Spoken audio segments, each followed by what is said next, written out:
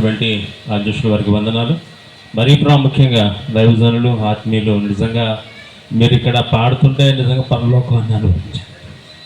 దేవునికి స్తోత్రం. ఇలాంటి దైవజనులను కలిగి ఉండటం ఈ గ్రామానికి, ఈ పట్టణానికి ఆశీర్వాదం.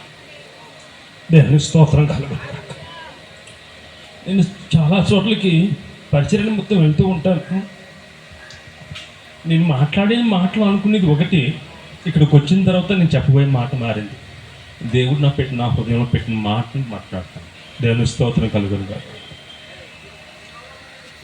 ఇక్కడ ఆషామాషి దైవజుడిని కలిగి ఉండలేదని మీరు ఎవరన్నా, ఒక అభిషేకము కలిగిన దైవ సేవకుని కలిగి ఉన్నారు. దేవుని స్తోత్రం. వారు చెప్పిన సాక్ష్యంలో మాట అన్నారు, నా భర్త మరణప్రాయ స్థితిలో ఉన్నప్పుడు 10,000 రూపాయలు నా చేతికి ఇచ్చారండి. స్టిల్ ఇప్పటికీ కూడా నా దగ్గర రూపాయలు లేనప్పటికీ కూడా ఆ 10,000 రూపాయలు నా బ్యాగ్లో పెట్టుకొని దాని వైపు చూస్తూ ప్రార్థన చేస్తూ నా దైవజనుడు ఇచ్చినటువంటి ఆశాబాయి గారు ఇచ్చిన 10,000తోనే కొన్ని లక్షల రూపాయలు తీసుకువస్తున్నాను అన్నానండి. దేవునికి స్తోత్రం కలుగునుగా. దీని వెనక ఎంత ఆశీర్వాదం ఉందండి. దీని వెంట ఎంత ఆశీర్వాదం ఉంది. చాలామంది చాలా రకాలుగా జీవిస్తూ ఉన్నారు, కానీ యేసు లేకపోతే జీవితం వ్యర్థమండి. దేవునికి స్తోత్రం కలుగునుగాక.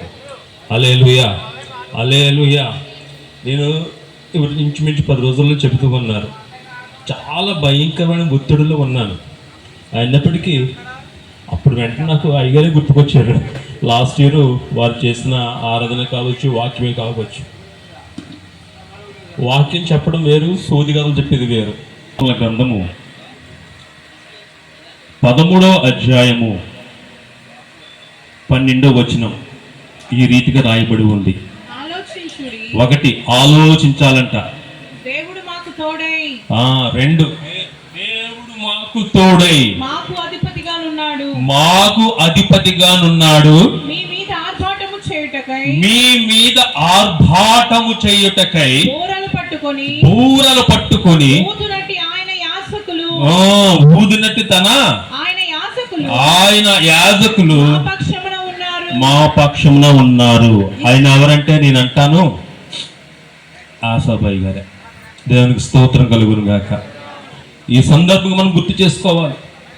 ఈ ప్రాంతం కొరకు, ఇక్కడ నివాసం ఉంటున్న ప్రజల కొరకు ఇప్పుడు వరకు ఆయన చెప్పిన మాటలే కావచ్చు, పాటలే కావచ్చు, ఈ కుటుంబ పక్షంగా ఎవరున్నారంటే యాజకులు. దేవునికి స్తోత్రం కలుగును గాక.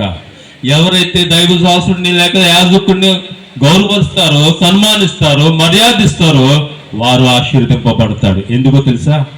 ఆయన దేవుని చేత ఏర్పరచబడిన వారు. దేవునికి స్తోత్రం కలుగును గాక. హల్లెలూయా, హల్లెలూయా.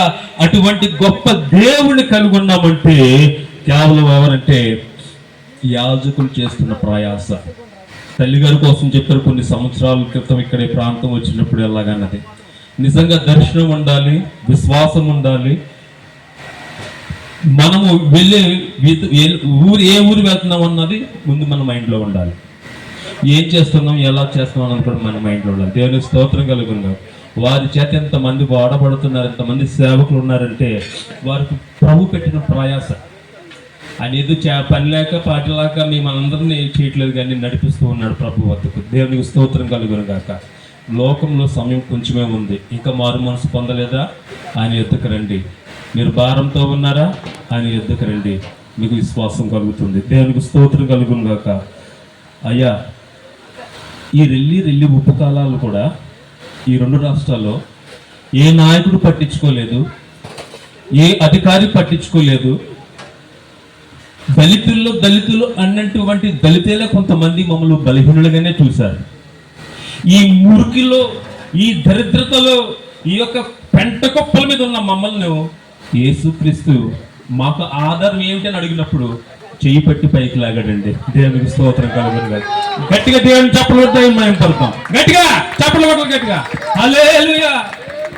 ఈరోజు ఇంత ఘనమైన కార్యాలు జరుగుతున్నాయంటే ఇక్కడ ఎంతమంది ఎన్ని లక్షల కోట్ల రూపాయలు ఖర్చు పెట్టినా ఆత్మీయ ఆహారము చాలా ప్రాముఖ్యం.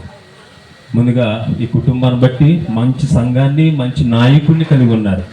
మీ మరణం వరకు పిల్లలు, మనములు, మనవరాలు, కూతుర్లు, కోడలు, అందరి అల్లుడికి కూడా సంఘాన్ని, సేవకుడిని విడిచిపెట్టద్దు. మీరు ఆశీర్వదింపబడతారు, ఉన్నతమైన స్థానానికి వెళ్తారు. దేవుడట్టి కృప మీకును నాకును, మరి ప్రాముఖ్యంగా అయ్యగారు ఇచ్చిన సమయాన్ని బట్టి అయ్యా వందనాలు తెలియజేస్తూ నా మాటలు ముగిస్తున్నాను. దేవుడి మాటలు దీవించుగాక.